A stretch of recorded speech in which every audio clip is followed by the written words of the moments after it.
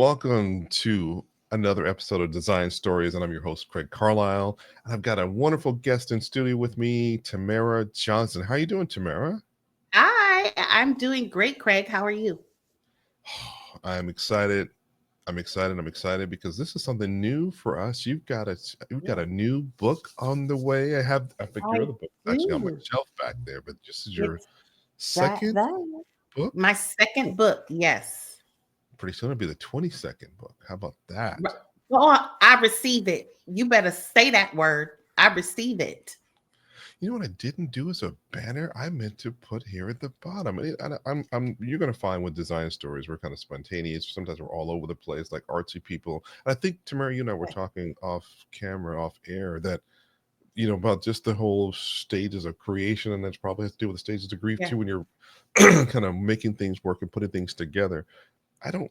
It's okay to be spontaneous with Yeah, it things. doesn't have to be perfect. It doesn't have to be, everything doesn't have to be perfect. It does need to be polished, which we are, because you're looking mighty nice today. Well, Um, but it doesn't have to be perfect.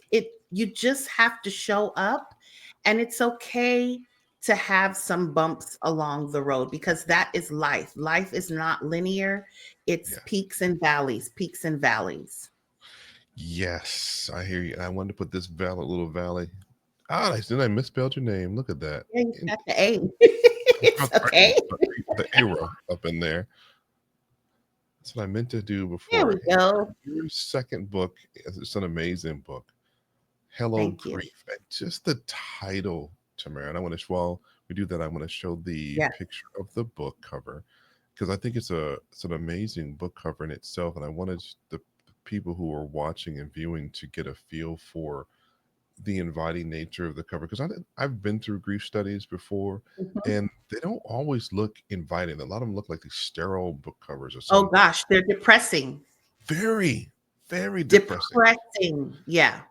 And it makes you wonder, where did you go? Did you think about that before you made the cover? I mean, who would your publishing company, co-sign that? And I'm just like, but yours Yeah. is very peaceful. It allows me to be okay with picking it up if I saw it on a coffee table or on someone's counter, or when I finally got it in the mail, I'd be like, I would want to touch it because Yeah.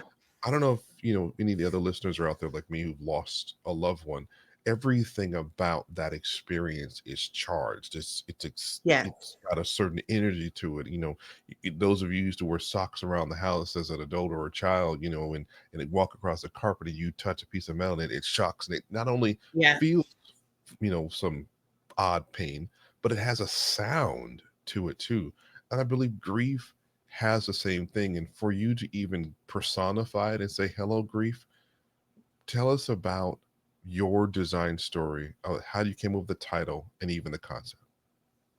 Okay. So just to give a little background, I had what I call an extended, much too long relationship with grief. So my grief journey started in 2014 and it ended around 2020, 2021.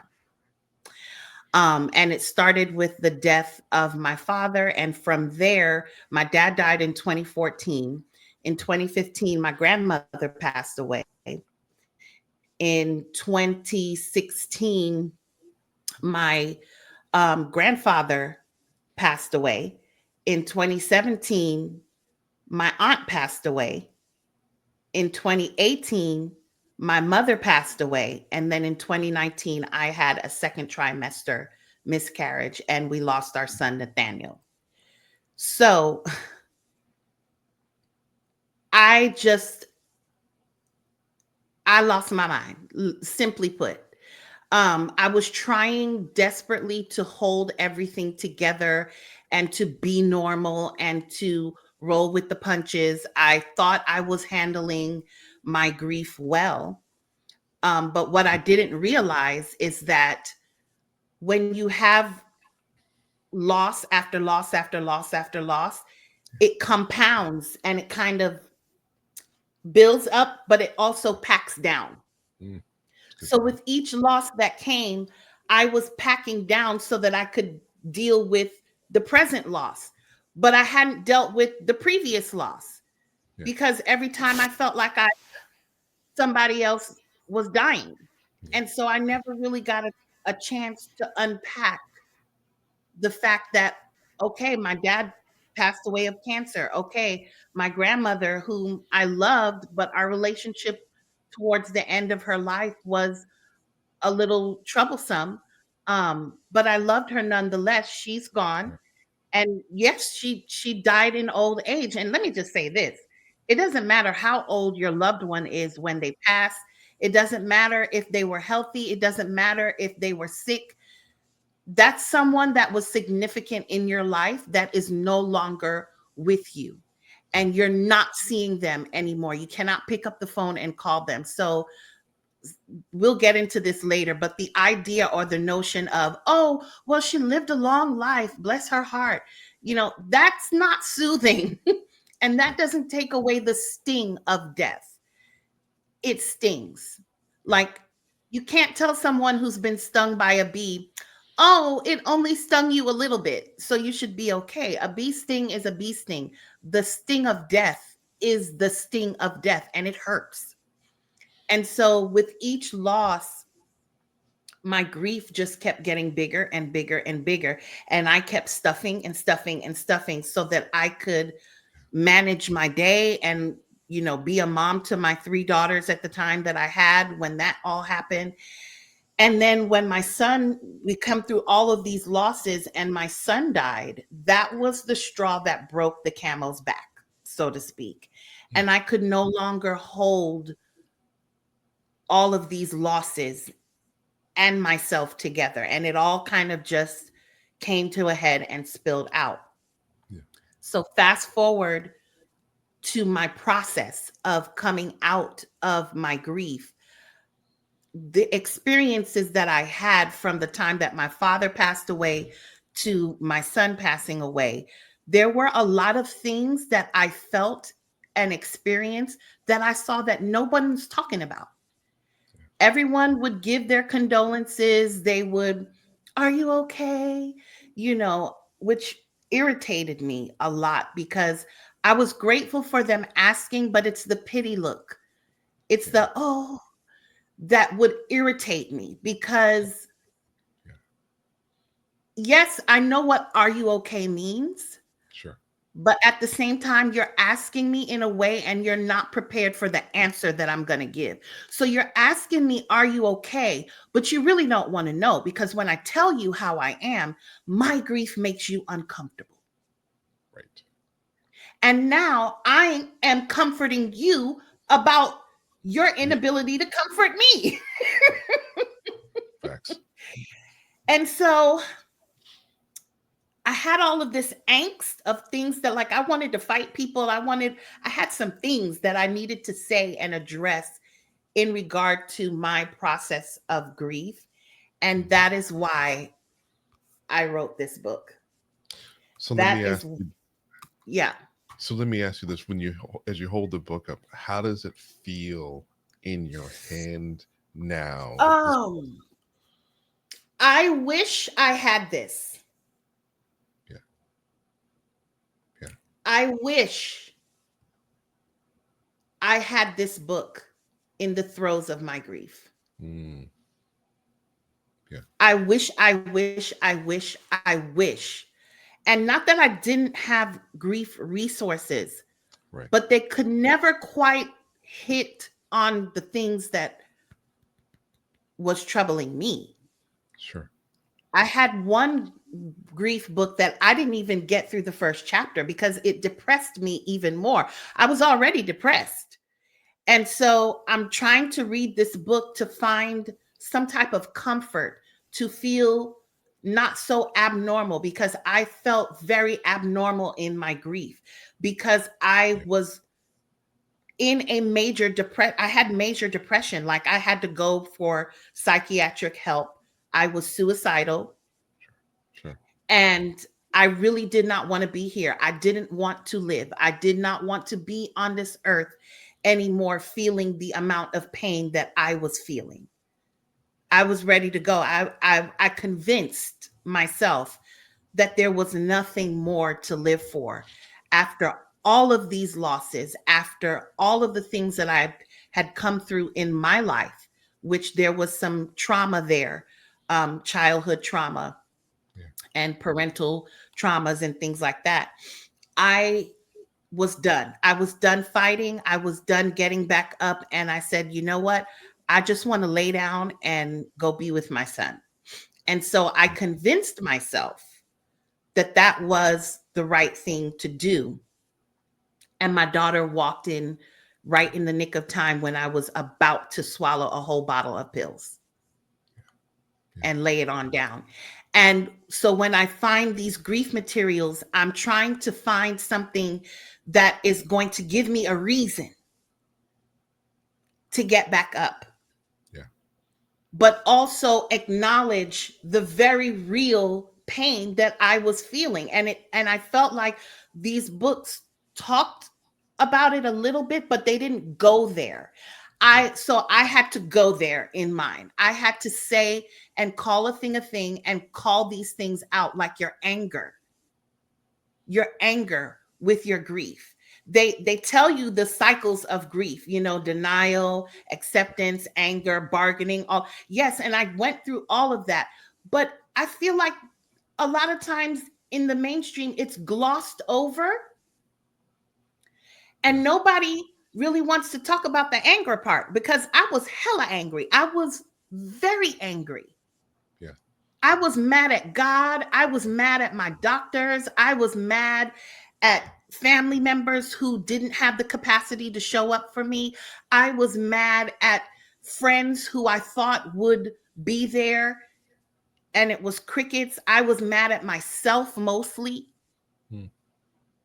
because what did I do that could cause my son to die? Yeah. I'm the one that has to carry him. I'm the one, he's in my body. And so I just was like, I'm angry. And God, I love you. And you say you love me, but I'm not understanding how you could allow this to happen to me. As often as I pray, as often as I'm in your face, as much as I prayed for you to save my son, because with my miscarriage, I'm pregnant. Woo, yay, wonderful. And then around 10 weeks, I start bleeding Mm. profusely, like I was hemorrhaging out. And we rushed to the ER, and I thought that I had lost him then. And lo and behold, we do the ultrasound, and he's still in there kicking and moving and Just grooving. And I'm yeah. like, okay, so God, you're gonna heal me. This is what I believed. I was like, okay, we getting a Yeah. whole testimony. God is gonna heal me. He's gonna dry up this hemorrhage, and my baby's gonna come out, and I'm gonna have a little boy, and then I'm gonna have to deal with crickets and lizards in my house, because that's what little boys do, and I only have girls, and I get to take him to the barber and get his first haircut. And, I'm already there I'm going to be a boy mom. And Yeah. then for 6 weeks, I'm still bleeding. It's slowing down, but I'm still bleeding every single day for 6 weeks. And we're literally sitting on pins and needles. And then my hemorrhage started to shrink. So we thought we were out of the woods. We thought, okay, we can relax. And we Yeah. just went in for a routine ultrasound. And lo and behold, the doctor falls quiet. And I knew. Mm. I actually knew a week before the ultrasound that he was gone. But I wasn't putting two and two together, because I had not felt him move in a while. Mm. And he was a very active baby, like he was never not moving. And I just remember, I believe it was memorial no Memorial Day. Yeah, Memorial Day weekend, we were at a friend's house, and I just remember saying, man, I haven't felt him in a few days. And I'm poking my belly to see if I can stir him and get him to Yeah. move around. And at this point, I feel his kicks, but he's still tiny. I was about 16 weeks pregnant. So, and it was my fourth pregnancy. So, for those of you who know pregnancy, by the fourth baby, you feel everything quicker. You feel it sooner, and your body goes into muscle memory. So I'm like, man, I haven't felt him. And I knew in that moment, Craig, but Mm. I just was like, nope, He's fine. He's okay, because God would not do this to me. God would not bring me this far to Mm, leave me. Those platitudes and cliches that we say in yeah. faith in church. Oh Yeah. no, God won't bring me this far to leave me. Mm-mm, mm-mm. No, my baby's fine. Well, just a few days later, we show up for our routine appointment. Mm, And the doctor says to me, I'm not seeing what I need to see. wow. And I'm like, what do you mean you're not seeing what you need to see? Hold on one second. Mhm. And so she goes, I don't see a heartbeat. Mm, And once again, I knew because the moment she put the ultrasound thing on me, just saw him just kind of like curled up, and he was very still. And I know what to look for. yeah. Not my first rodeo. And I turn to my husband and I say, he's not moving. And my husband is like, he's just sleeping. He's fine. And Right. she's looking and she's looking and she's like, I'm sorry, I don't see what I need to see. She turns on the sound to hear the heartbeat is silent. Wow. She calls Wow. in another doctor to confirm maybe she's missing something. And the doctor is saying the same thing. And she's there. I'm so sorry, Mr. and Mrs. Johnson. Your baby has died. Wow. You talk about gut punched. Yeah. Wow. Immediately, I'm asking God why. All the way home, I'm asking God, why didn't you just take him at 10 weeks? Mm, Why would you let me hope for 6 more weeks, thinking that we're out of the woods, ready to announce to the whole world? And now I have to come home and tell my daughters their brother is dead. mm, But I'm still very much pregnant and feeling the pregnancy, like your body doesn't know that the baby's gone. So your body still thinks that it's pregnant. So you're still very much pregnant. yeah. Yeah. But I'm carrying the body of my dead baby Mm. for 6 additional days. After the doctor's appointment. After the diagnosis of his death, they call it fetal demise. So I'm thinking we're going to rush to the hospital and get him out now. And she's like, no, we have to schedule that first. So I'm like, well, when? And she's like, when we're available. And I was like, well, how soon is that? And she's like, let me look at my calendar. 6 days. 6 days. Mm, What am I supposed to do with that? wow. What what am I know he's gone. My belly is very swell. I'm pregnant. Yeah. Yeah. And the miracle of our human bodies and the way God created women, I can still feel him because babies they're suspended in amniotic fluid. So Yeah. they're floating around. So I'm still feeling his body bump around in there. Yeah. Touching you. Yeah. Right. Yeah.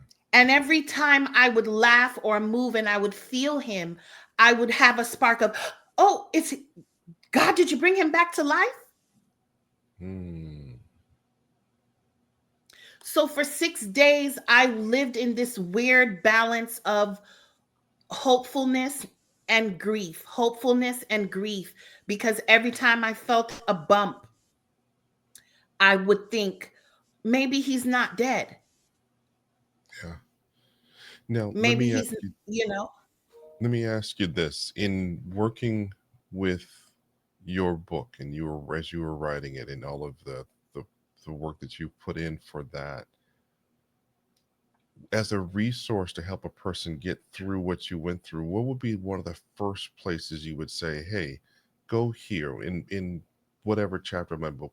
This is where I would take you to handle this. This is how I would use my tool." I would say you have to start from the beginning. Okay, I wrote the book in a way to take my readers on the journey. got it. And I want you to know you're not by yourself. You're not alone. Yeah. And there's a chapter in there that's titled You're Not Alone.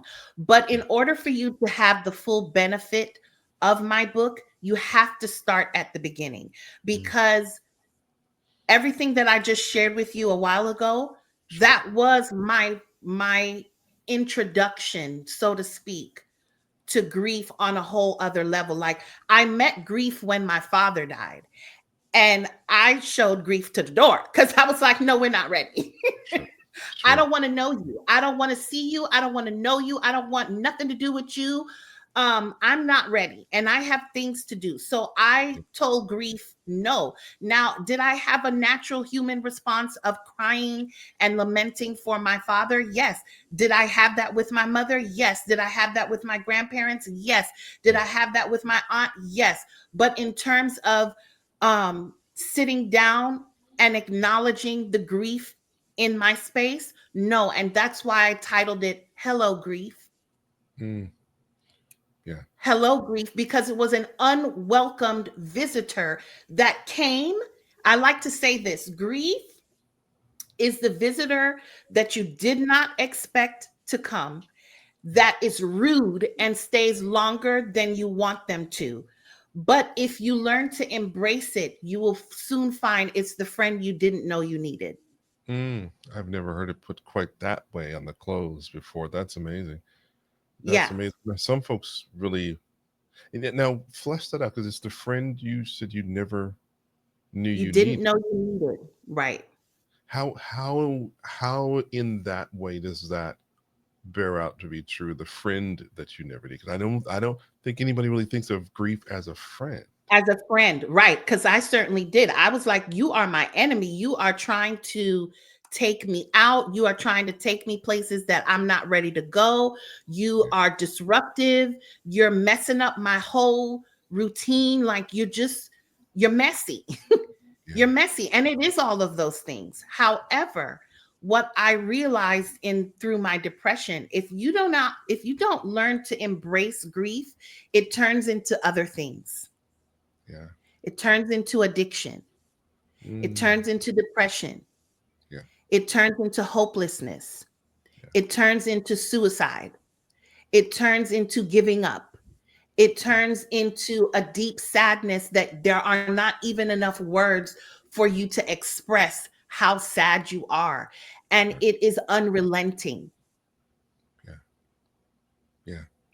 So, on the front end, it's not the visitor that you want to come to your house. Nobody goes, hey, I think I want to grieve today. Nope. Yeah. Come on. Yeah. Come on in. Yeah. No. Yeah. But the more you run from your grief, the thing that you need to know is that it's always with you. Yeah. Yeah. Yeah. Everywhere you turn, it's there. I wish I can't wait till Monday. It's one thing we didn't talk about. Is so your book comes out Monday. I need to get Yes, my youngest son Jackson to go. I mean, I think all my sons need to read the book, obviously, but and everyone that's watching and listening, they need to get a copy and need to make it part of their active reading library, not just sitting on a yes, shelf. Something that we're actually yes. sitting on your desk, sitting on your nightstand, sitting with you until you finish it. And sometimes you may need to read it multiple times and go through the exercise. Because in your book, you've provided space as a journal for people to actually go Absolutely. through After the each exercise. chapter, there is a journaling space. So I'll show you right here. Hmm. I leave space for you to write your thoughts. Not everyone is a journaler, but if you are, Yeah. even if you've never journaled before, but you have thoughts, I should have brought my grief journals in here to show you. So part of my process for grieving was crafting, and I needed a place to put all of my feelings. Sure. And I was already a journaler, but it just made sense for me to Yeah. journal that. But I didn't want to just buy a journal off the shelf, because you have to think, my hands, I needed something to do with my hands. Yeah. And I say this in my book, Stronger Than I Knew. Hands that was supposed to be nursing a baby, changing diapers, Mm, washing bottles, and all of those things. I needed something to do. Yeah. to take me away from the incessant sadness and depression that was beating me. Like it was beating me down every Yeah. single day. I could not get through the day without crying multiple times in a Yeah. day. Like I just remember my eyes permanently being swollen, puffy. I didn't Mm, recognize myself in the mirror because I was always crying. I would wake up crying and I would go to sleep crying. mm. My husband didn't know what to do for me because he had to go back to work. Yeah. And so he's trying to deal with his own grief, not knowing what to do with mine. And I can't stop crying. And he's just like, I don't know how to help you. I don't know what to do for you. And I couldn't tell him what I needed either because I didn't know. Yeah. I wanted my baby. That's all that was the consistent answer. I want my baby back. I want my baby back. I want my baby back. I can't give you your baby back. Well, then don't talk to me. Yeah. Yeah. What did you, in using your book now, what do you encourage the reader to do with that set of, I should say, those feelings, those, You have to air them out. yeah. Because And you mentioned there was a cry. You said cry and cry a lot. I remember that. I think that was in chapter yes, 4 or chapter 3. crying is always going to be on your to-do list. Yeah. Yeah. So, if you think about babies, they cry a lot. Yeah. And if you're a parent and you're in tune with your baby, and for the new parents, hang in there. It's going to get better. You will learn it. I promise you, you will learn it. You will soon learn that your child's cry, they're different. Each cry means a different thing. There's the hungry cry, there's the gassy cry, there's the I'm in pain cry, there's the I'm sleepy cry, there's the I'm just fussy something. I don't know what's wrong with me. I'm just fussy. Yeah. There's the I just want you to hold me cry. So in grief, there are different cries. Yeah. Yeah. They're different calls of distress. But the problem is that a lot of times because you're the one feeling the distress and then everyone around you is trying to assume what your stress is, but you don't know or have the vocabulary to voice, I hurt here. This is what it is. I'm feeling this. You don't know that from one day to the next cuz it kind of all feels the same until Yeah. until you sit before the Lord. Yeah. Because what I want to tell you is no one in your circle can do it for you like God. Absolutely no one. My Yeah. husband couldn't do it for me. And I love my husband. He is my champion. He is my hero. He is my mandingo. Do you understand what I'm saying?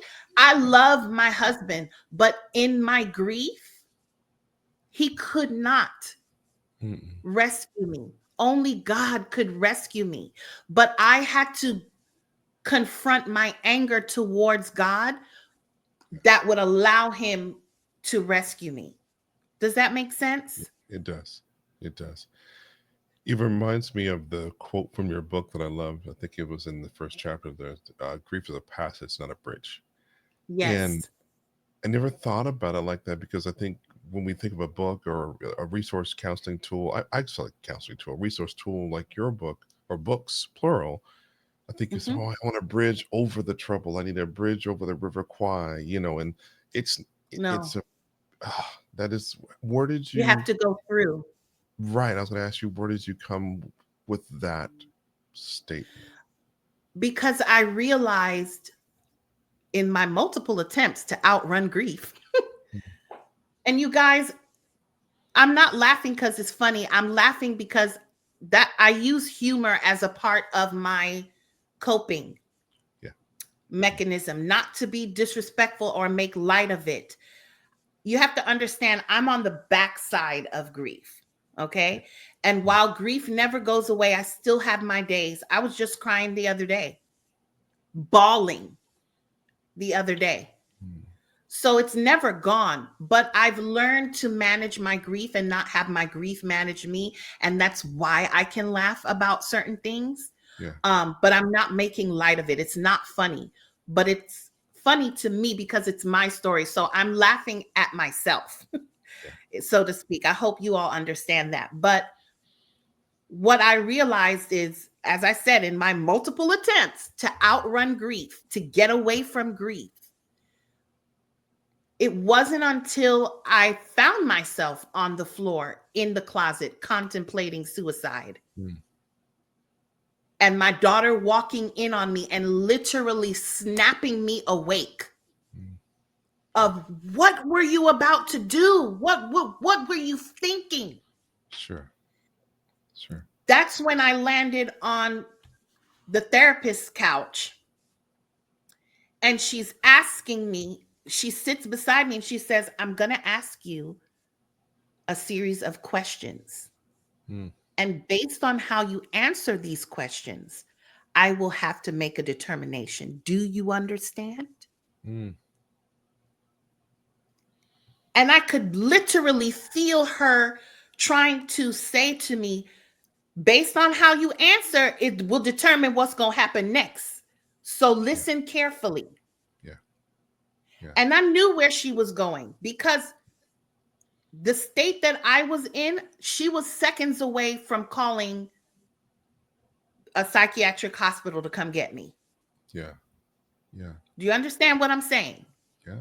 It is in that moment that I realized there's no outrunning grief. You're either going to confront it or it's going to confront you. Yeah. Yeah. Yeah. It is I, precisely in that moment that I realized I have to go through. I can't get over. I have to go through. yeah.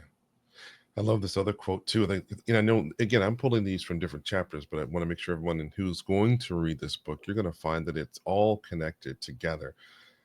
This Yes. quote, I love this the most. You will have many WTH moments in your grief journey. And a few paragraphs later, I pulled it in, even a few WTFs. You and I have a commonality with the WTFs, but it's Yes. where you the story you just shared remind me of one of those WTF and WTH moments where you may Yeah. not wonder how the hell, what the hell, Oh, how did I get yeah. here? Right. Yes. And WTF, Yes. what's going on? Right. As I'm Yes. here. How do you Yes. what would you do to encourage a person who's going through the throes, the early stages of grief to pick up your book and not just hold on to it, but actually remain consistent and follow through the passage, through the book? It's a choice. Yeah.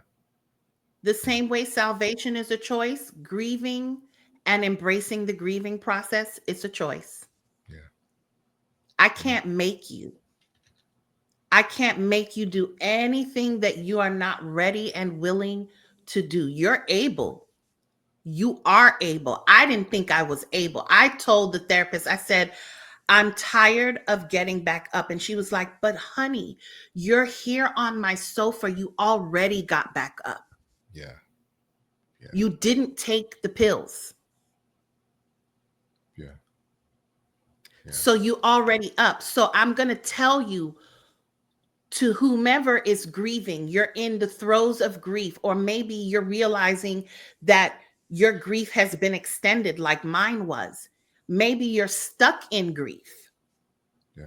and you're thinking to yourself, I can't get up from this. You already did, babe. Yeah. You already did. You just haven't realized it.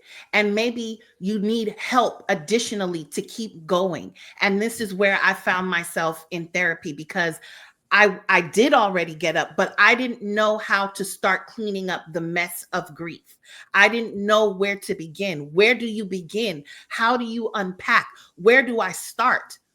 What's connected here? How do I connect the pieces together in a way that it makes sense to me? Because it's mine. Yeah. Yeah. So I had to take full ownership and embrace grief, Mm. its mess, its inconvenience, its pain, its sorrow, the hopelessness that I felt, I had to embrace it in a way where it was not choking me out, but I chose to embrace it. Yeah. So And in my choosing, I thought you were gonna say it's not choking me out, but I'm choking it out. I was like, oh yes, there's a because there's no, the you can't choke it out. That's the thing. You can't choke out grief. yeah. So it's one of those things where the more you try to choke it out, the tighter it squeezes. Mm, You have to relax. yeah, You have to let yourself break. yeah, You yeah. have to let yourself break and bleed and pour all the way out. But this is the part that is vital that I feel like a lot of people don't say. It's one thing to let yourself break, Hmm. but you have to consider in whose arms are you breaking? Yeah. Because you're not breaking in grief's arms. Grief has a job, grief has a purpose and a job, and it will accomplish it. Now, how you choose to embrace it will make the difference between your healing journey being a healthy one and your healing journey being an unhealthy one. I love the other quote you have in here. It leads right in line. You said you have to find a sacred circle. Yes. How did you find one? Help the readers So, your find sacred that. circle is not who you think it's going to be, and you Mm, don't pick them, they pick you. What do I mean by that? mm, Um, you have to pay very close attention to who shows up consistently. yeah. You have to pay attention to who is able to sit with the weight of your Mm, grief. And what that looks like is when you are on your worst day yeah. Yeah. and the snot is literally dripping from your nose. I'm not saying that to be gross. I'm telling you what grief looks like, what it actually is. It's not what you see on the TV. It is not that. I am talking, your breath is stink. You might not have showered. You not snot's pouring through your nose. Your hair is not combed. You don't know when you had your last meal. You can't remember if you took your medication that day or not. And you are a hot, stinking mess. And that person comes to you, whether it be through a phone call, a FaceTime, they come to your house Yeah. and they sit with you Yeah. Yeah. and they are not moved by your disassembly because Yeah. at this point you have literally fallen apart. Yeah. Yeah. The people that show up and they bring meals Yeah. and they don't just bring one meal, they bring meals. Yeah. The Yeah. people that tell you go take a shower, go get ready, I'm taking you to lunch, come. Yeah.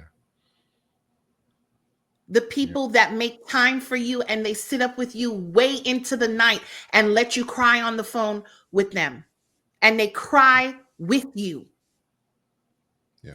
and they tell you, I don't know how to make this better for you, I don't know what to do, but my heart hurts for you Yeah. and I'm Yeah. holding you in my heart, Tamara. I can't imagine what you must be going through right now, and I'm not even gonna try. But my heart is breaking with you, for you. I'm here. Yeah. Yeah. Those Yeah. people that call you um and crack jokes on the phone with you, my friend. Now you're gonna make me cry Hmm. because you did that. I'm not calling for anything. I just wanted to brighten your day. Wow. And you sent me jokes when I was in the hospital after I had Noel and my blood pressure went up and I thought I was going to die. And we're having this joyful moment, but here comes grief again because now I have to leave my newborn baby at home. And, you know, I just came through another pregnancy after loss, Yeah. but now I'm being confronted with the loss of my son while my newborn baby is at home and I'm in the hospital in the middle of COVID and I can't hold my baby that I need to hold because I didn't get to hold my son. Yeah. Yeah. And you have the friends that don't know what to do, so they send you a bunch of jokes to your phone, a comedian, and you're like, I'm just trying to help Yeah. so you don't stress out, Tamara. Yeah. Yeah. You can't find your sacred circle, they find you. Your job is to pay attention Yeah. to the people that are showing up for you consistently and genuinely and in meaningful ways that impact your life. Yeah. And they keep showing up for however long you need them. Sure. Sure. And Yeah. you had asked me when we were in our pre discussion, have I ever experienced the sacred circle falling apart or people in the sacred circle falling away? Yeah. Yeah. Yes, I have. But I don't look at it as a negative. I look at it as there's a children's movie, Nanny McPhee. I don't know if y'all remember Nanny McPhee, but she's this ugly nanny that shows up to this house for this widowed Yeah. father, and he has these children, and they're very unruly, and they don't like her, and they don't want her, and they're doing everything to get her to leave because we don't need a nanny, we're fine. And Yeah. by the end of the movie, she wins them over, and each time they do something to redeem themselves, she loses an ugly feature. And Hmm. so at the end of the movie, she's like, well, my job here is done. And they're like, but we don't want you to go. And she says to them, when you need me but don't want me, I must stay. When you want me but don't need me, I must go. Wow. Yeah. That That, is the sacred circle. and it's interesting with your book. It reminds me, when you were saying earlier, it reminds me of someone says, yeah, you should write the book that you've always needed. And it Yes. seems like you've done that. And at the same time, you've also said to be the friend that you always needed. So Yes. when you find a person who's grieving like you've described, or like you have grieved, you know how you would want someone to show up for you. And so you do Yes. that, right? You do I that. I love this other one too. And I just go, how do you go from a friend to fighting? But I just love this quote Yeah. too. You can't fight everybody. No. I know I want to. Ooh. I know I want to. Ooh. Ooh. Yeah. Okay. Yeah, because So my youngest son, I wanted to fight him before he left to school late. So this is life application. That Yeah. quote is life application because you can't fight everybody, okay? But the way that came about was in your grieving journey, you are going to encounter some idiots. There's no other way for me to say it. They're idiots. Yeah. Um, my God, on today, I don't have enough time. Mm, it's gonna go something like this. You've experienced your loss, Yeah. and maybe it's someone close to you, and maybe it's a complete stranger. It could be anybody. Let's just say that. It could be anybody. And it's going to go something like this. I lost we lost our son. Yeah. Oh, I'm so sorry to hear that. But I just believe the universe knows what it's doing. And so when Yeah. things like that happen, I really believe that that's just the way they're supposed to be.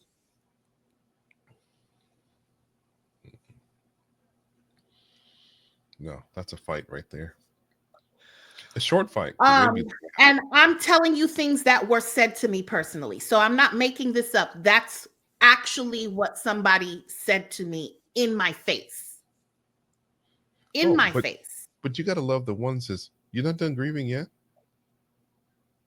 Oh, that part too. Yes. Because I got that one too. The same person that talked to me about the universe sees me a few months later at a function, and she's like, "So how you doing?" And I was like, "Honestly, not that great. I have major depression."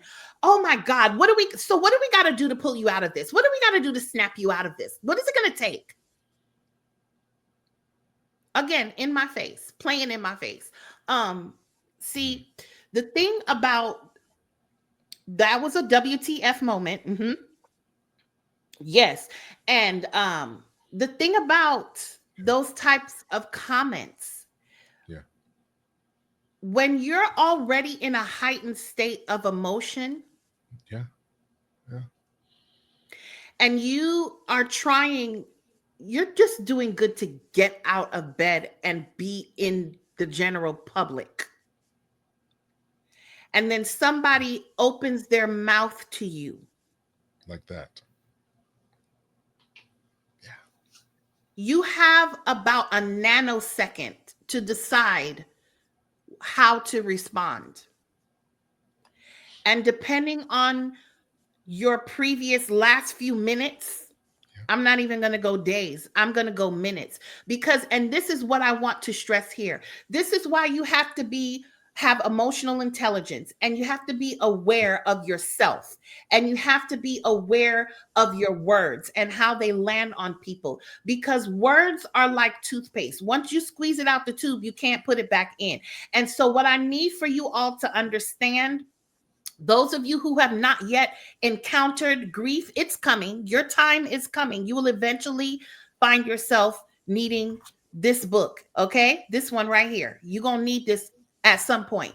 And then you will get a full education and understanding of what I'm talking about and why I'm so passionate specifically about this thing right here. Yeah. Um you have to understand that people are going through things. And this can apply to the state of our world right now today. You don't know where people are. They're on the edge, and your words can either push them over or bring them back. That's what I need you to understand. Yeah. For real, for real. So if somebody says to you, "I've experienced a loss," and a loss is a loss. A loss is anything that was important to you. It doesn't Yeah. just have to be in death. It could be a job. It could be a relationship. It could be a marriage. It could be a house. It could be anything that was significant and important to you, and it's a loss. You have to grieve that thing. Yeah. So grief comes. And then when the idiots come and they want to say things like that, I hope that you have insurance, because depending on who you're saying it to, you might be going to the urgent care. Yeah. Maybe some teeth falling out. Right. And so in that moment, I was at a banquet for my daughter for her karate dojo. And this lady says this to me right at the dinner table. And I'm like mid about to eat. I put my fork down. I push my chair back. I turn my knees square to hers. I lean in real close, real close. And I said to her, "Let me explain something to you. This is not something that you get over." I said, "Do you not think that if it were that easy, I would have snatched myself up out of here a long time ago?" I said, "It's not that simple."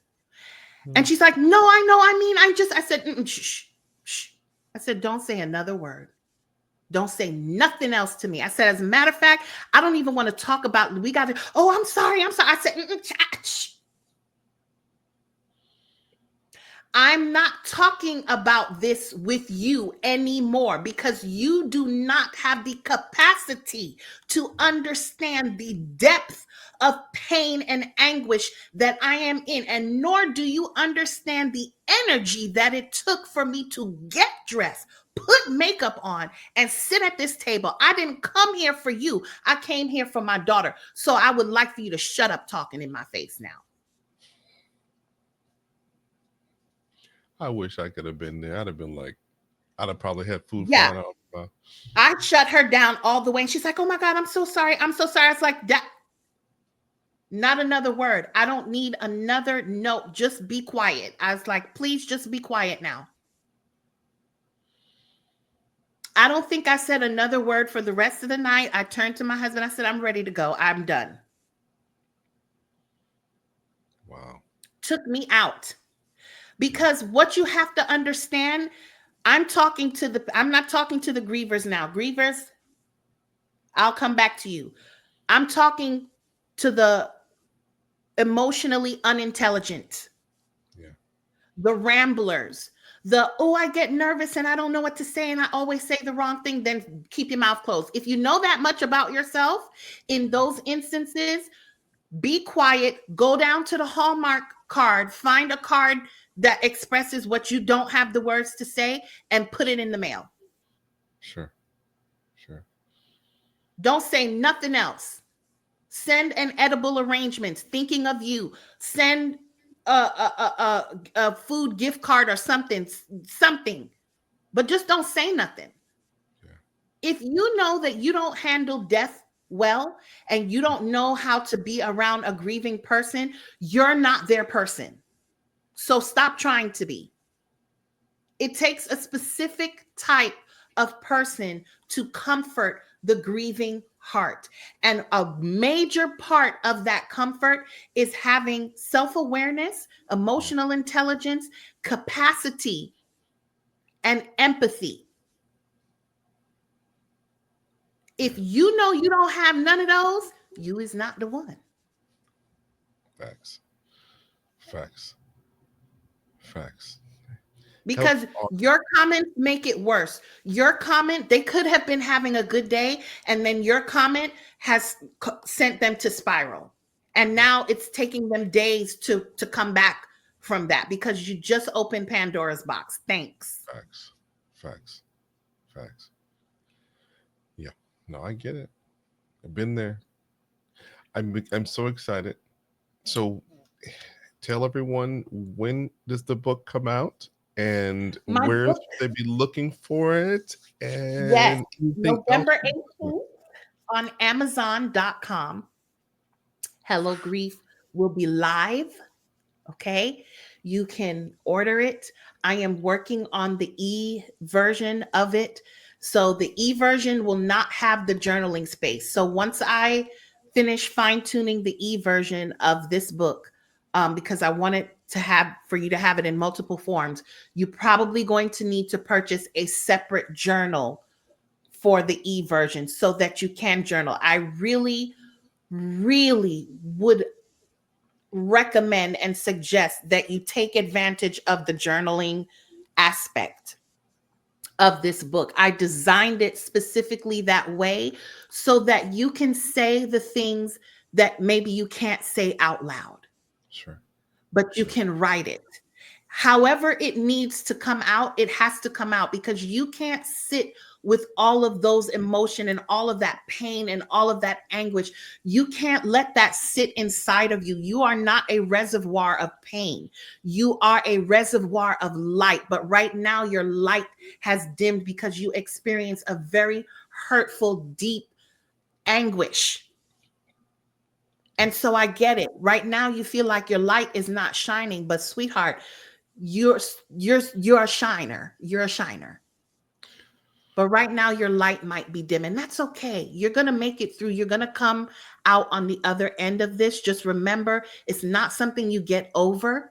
Grief is not something you get over. It's something that you pass through. And that's why the Bible tells us, yea, though I walk through the valley of the shadow of death. That is why I chose this, because you're walking through the valley. Yeah. Yeah. You're going to come out, but you have to walk through, and you're not walking through it alone. God is with you every step of the way. He knows where your hurts are, but you have to participate with your healing. You have to participate with your rescue.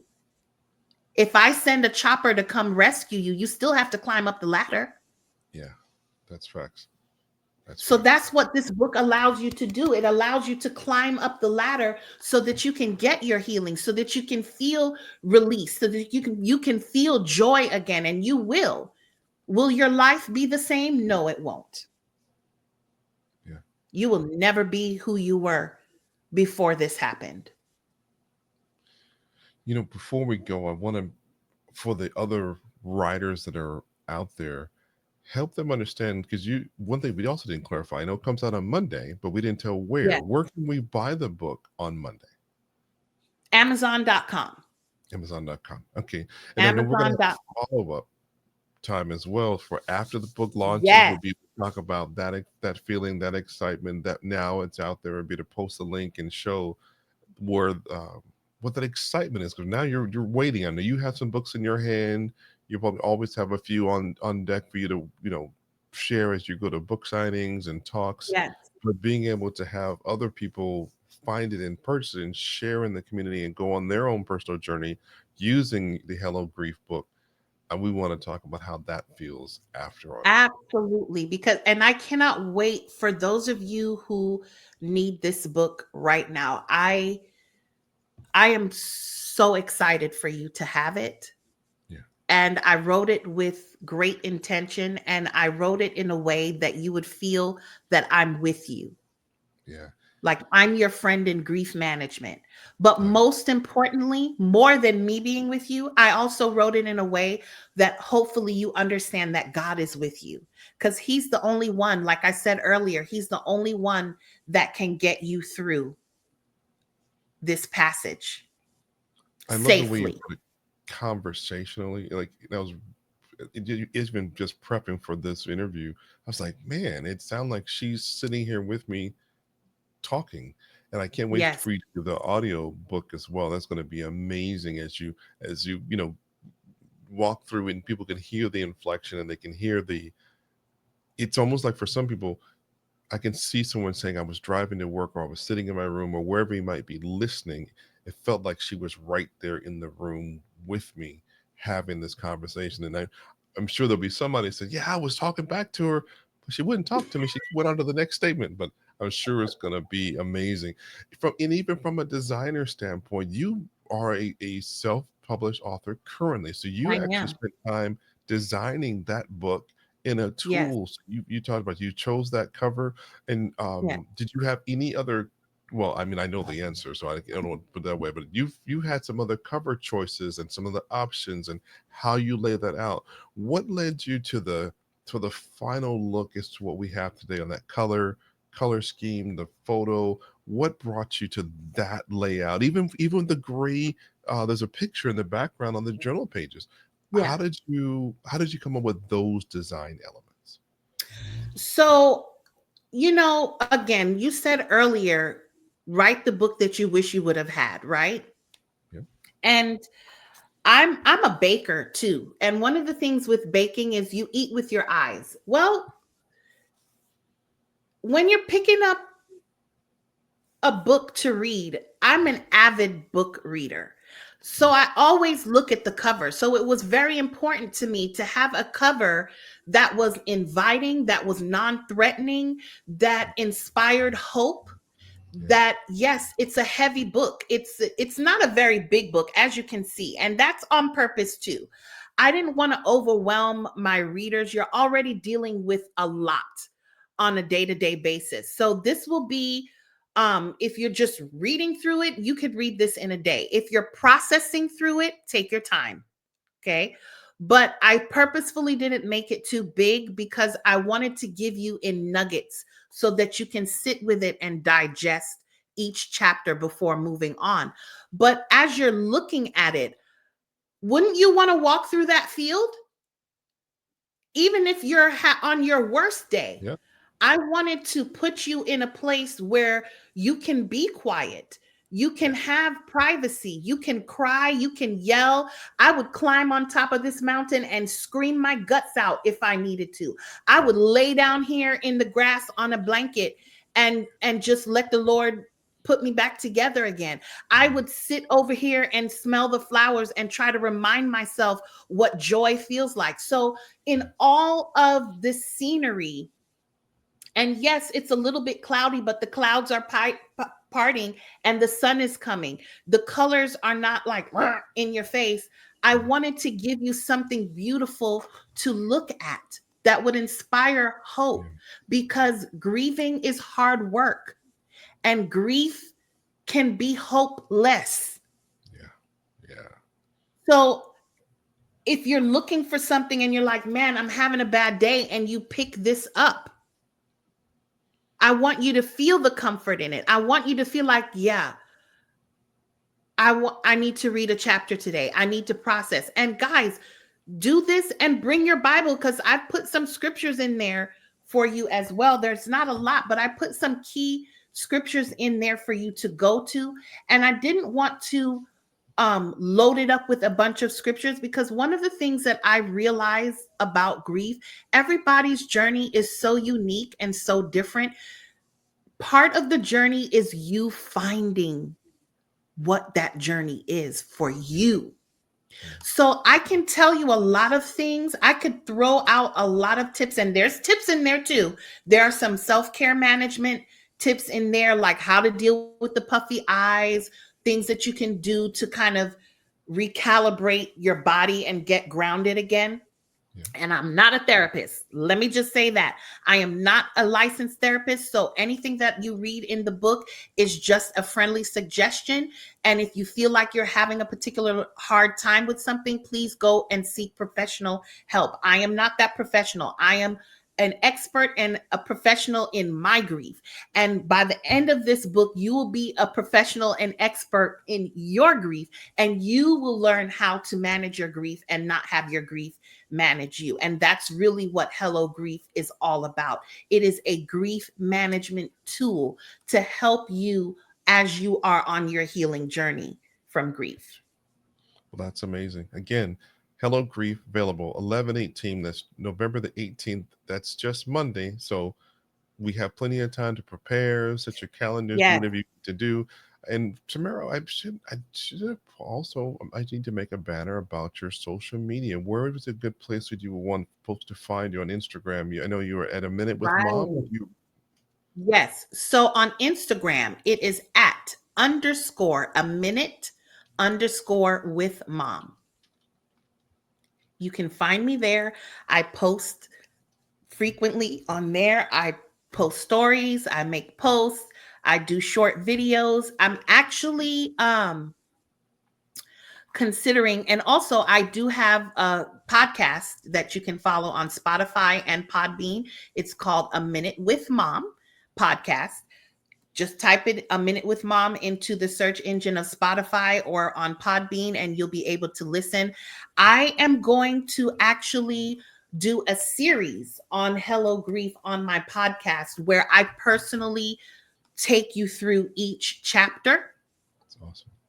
and talk about each chapter. I'm not going to read the chapters, but I'm going to have discussion on each chapter. So be looking for that here soon. I don't have a release date of when I'm going to start that, but the book is 10 chapters. So it would be 10 podcasts on Hello Grief. And so that's in the works. I think that's it. Well, that's awesome. So Yeah. remember, Hello Greece available Monday, November the 18th on Amazon.com. Tamara, I appreciate you for being with us. You are actually our first guest, my first guest on Design Stories. Would you do me a favor? I want to always what our new catchphrase we want to always have our guests end our show saying hello. No, that's not hello. Say I am. State your name, and this is my design story. All right. So, hello, I am Tamara Johnson, and this is my design story.